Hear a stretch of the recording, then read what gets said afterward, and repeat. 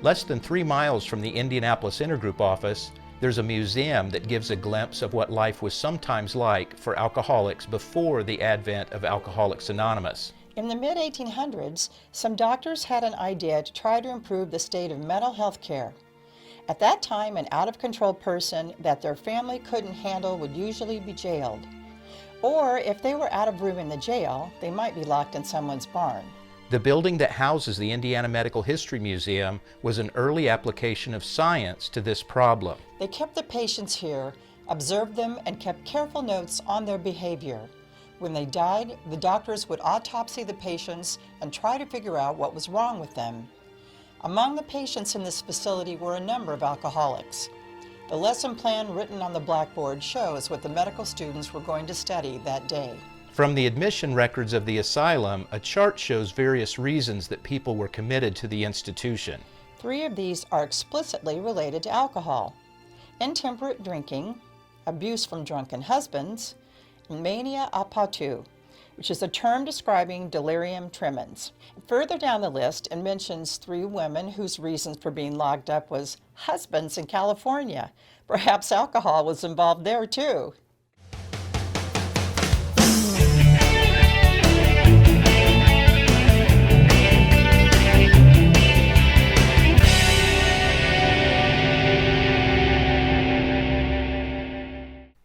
The first AA meeting in Indianapolis was at the country home of the Sheeran family in the woods up north of Indianapolis. Sheeran got high praise for his AA work. J.D. Holmes from Evansville, an AA pioneer, said Sheeran was the boy who put AA on the Indiana map.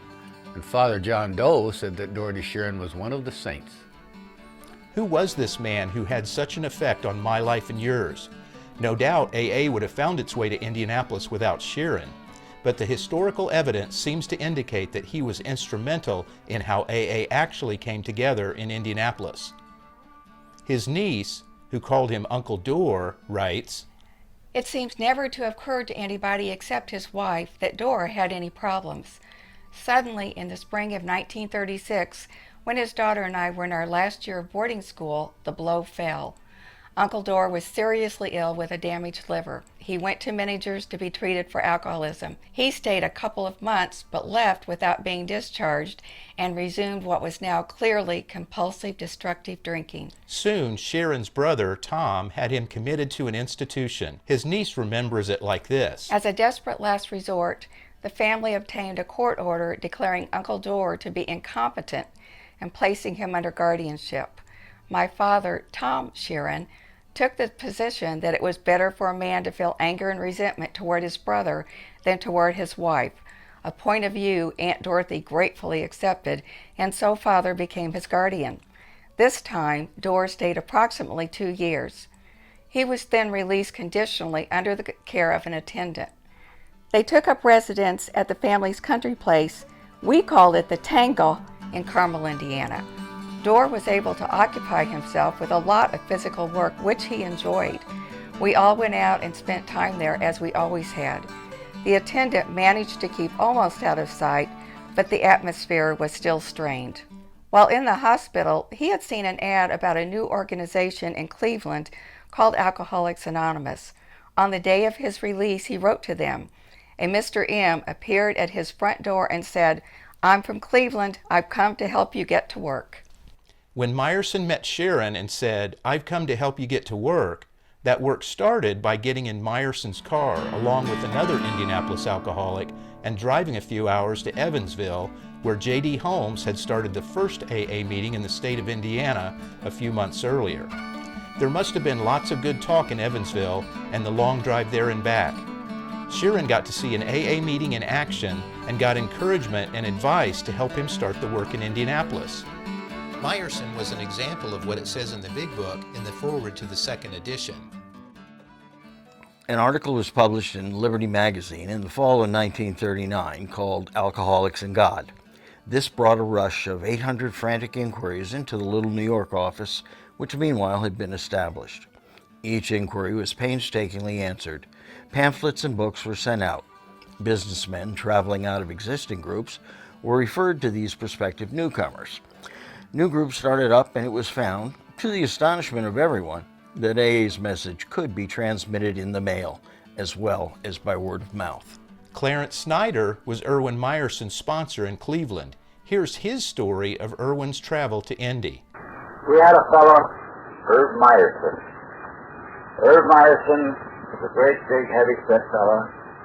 He was a salesman. He traveled all over the country. He sold imitation shutters, shades you put over the windows. He had them made out of cardboard. They were supposed to be made out of plastic. He sold this all over the country. And Meyerson came into the group in Cleveland in 1939 after with all this publicity. And we had a lot of problems with him at the beginning. Every place he'd go, he'd get in a hotel, he'd find some drunken salesman in there.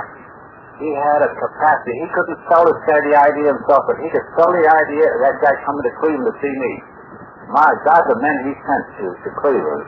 And they came. And here's how Indianapolis got going. Indianapolis. I don't know if any people here from Indianapolis. Are you? Okay. Irv Meyerson was in Indianapolis, and he met Doherty Sheeran down there. And Doherty was an alcoholic, and he was fighting the battle by himself. He'd never heard of us, of AA or anything like that. And he was dry just on guts alone. That's all. He was having a miserable life.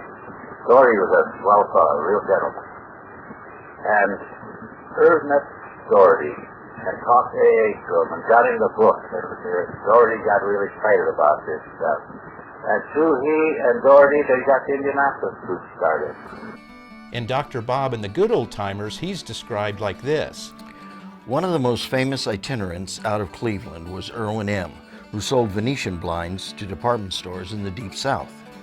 Erwin weighed 250 pounds and had energy and gusto, Bill Wilson wrote, noting that the prospect of Erwin as a missionary scared us rather badly. He had cracked the territory wide open, wrote Bill, and had started or stimulated many an original group. Clarence Snyder tells of Sheeran's helping a man who became very well known in AA in the mid-1900s. I was with Irv one time. We worked in Indianapolis for a couple of weeks there. And Doherty called one night. He said he had a fellow he wanted us to come down and talk to. So we went over to see Doherty. And who did he have there? He had a drunken priest. I have never seen anybody in any worse shape than this fellow, believe me. He was all bruised up, and he didn't know if he was in Indianapolis or Indochina. And we sat there and talked to that bird practically all night, and I don't think he even knew we were there. But that happened to be Father Fowl. He had a lot of writings that have been very good. He did a lot of good for a lot of people. Early in my sobriety, out west, I attended an AA meeting where they were listening to recordings of Father John Doe. And you who have been in AA any length of time at all know that those suggested steps are a philosophy of living. I later learned that Father John Doe, whose real name was Ralph Fowl, was the first known Catholic priest to stay sober in Alcoholics Anonymous, and he was from right here in Indianapolis. As the fellowship continued to grow, they recognized the need to have a local office for AA work. Indianapolis is one of the first cities to have an intergroup. The first office was originally in a club at 124 West Georgia Street, which opened on April 3rd, 1948, and it provided a hotline to take 12-step calls from the men and women calling for help. We were the first intergroup in the nation to be incorporated. Other intergroups were able to follow our model. This is mentioned in the July 1948 Grapevine magazine. Intergroup's office moved to 136 East Market Street on the 4th floor. It moved to the 6th floor and finally to the 10th floor. More recently, it has moved to 1915 West 18th Street, where it provides the phone services, literature, archives, and other things that help us with 12-step work. The main reason for the Indianapolis Intergroup Central Office is to handle the 12-step calls that come in via the hotline on our telephone. Hello, this is Alcoholics Anonymous. May I help you?